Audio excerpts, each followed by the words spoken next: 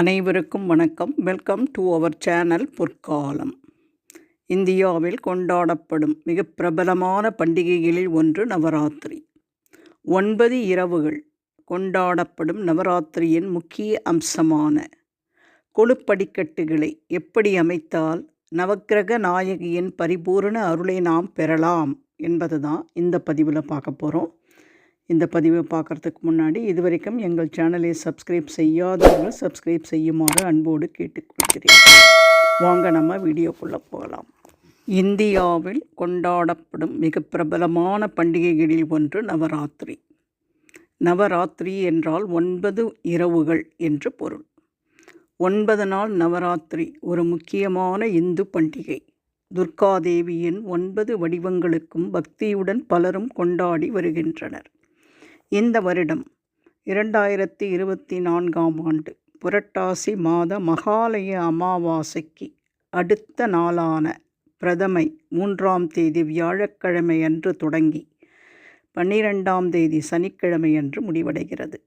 October 11ஆம் தேதி வெள்ளிக்கிழமை சரஸ்வதி பூஜையும் 12ஆம் தேதி சனிக்கிழமை விஜயதசமியும் கொண்டாடப்படுகிறது. நவராத்திரியின் சிறப்பு அம்சமே கொலு வைப்பதே ஆகும். கொலு வைக்க விரும்புபவர்கள் மகாலய அமாவாசை என்று கலசம் வைத்து பொம்மை கொலுவை தொடங்குகிறார்கள்.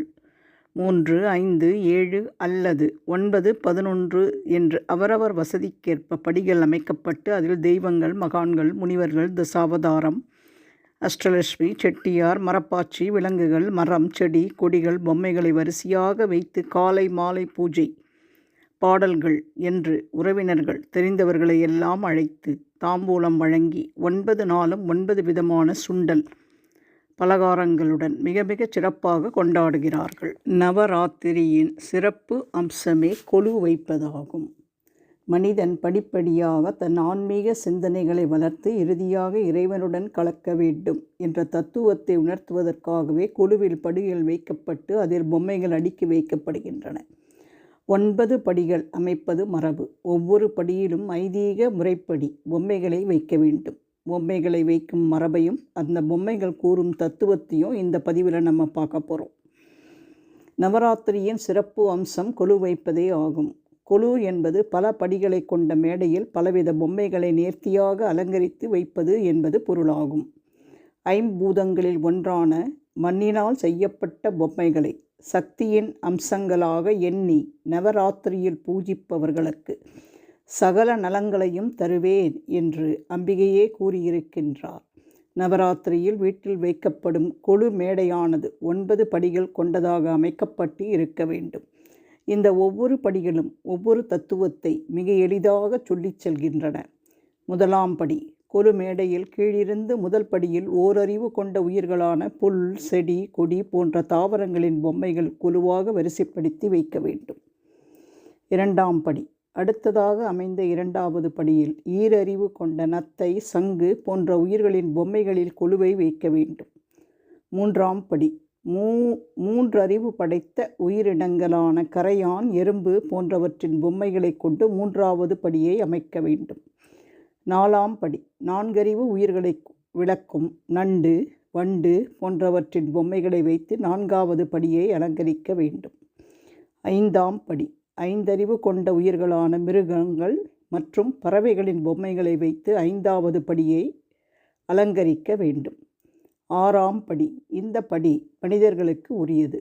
எந்த உயிருக்கும் இல்லாத சிந்திக்கும், சிரிக்கும் சக்தியை இறைவன் மனிதனுக்கு வழங்கியுள்ளார். அத்தகைய 6வது அறிவு கொண்ட மனிதர்களின் பொம்மைகளை வைத்து 6வது படியை நிர்மாணிக்க வேண்டும். 7ஆம் படி மனித நிலையிலிருந்து உயர்நிலையை அடைந்த சித்தர்கள், ரிஷிகள், மகரிஷிகள் போன்றோரின் பொம்மைகளை கொண்டு 7வது படியை அமைக்க வேண்டும்.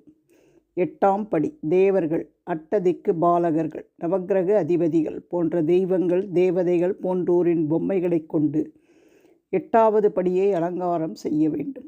9ஆம் படி பிரம்மா, விஷ்ணு, சிவன் ஆகிய முப்பெரும் தேவர்கள், சரஸ்வதி, லக்ஷ்மி, பார்வதி தேவி போன்ற முப்பெரும் தேவிகள் ஆகிய தெய்வங்களையும் அவர்களின் நடுவில் நடுநாயகமாக ஆதிபராசக்தியின் உருவ பொம்மையையும் வைத்து 9வது படியை நிறைவு செய்ய வேண்டும்.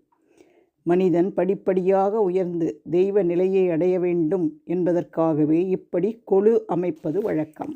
இந்த பதிவின் மூலம் நவராத்திரி விழாவின் சிறப்புகள் பற்றியும் 9 இரவுகள் கொண்டாடப்படக்கூடிய இந்த விழாவின் முக்கிய அம்சமான கொலுப்படிகளை எப்படி அமைத்தால் நமக்கு நவக்கிரக நாயகியான துர்க்கையின்